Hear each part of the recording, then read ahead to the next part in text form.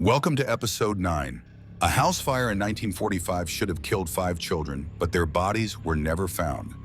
Years later, the Sodder family received a cryptic photograph of a man who looked exactly like one of their missing sons.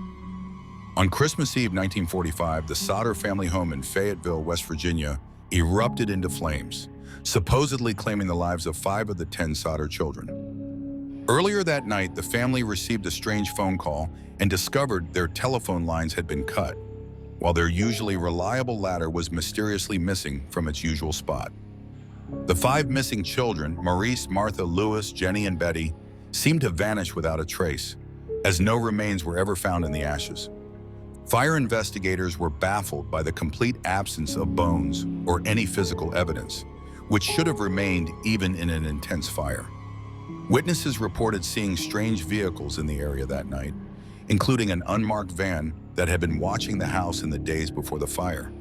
20 years later, the family received an anonymous photograph of a young man who bore a striking resemblance to their missing son, Louis, who would have been in his 20s.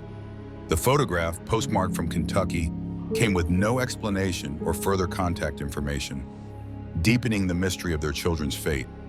The Sodder family never stopped searching, even maintaining a billboard with the children's pictures for decades, hoping for answers that never came. Were the Sodder children taken? And if so, by whom? Stay tuned for episode 10, where we reveal the horrifying case of the boy in the box.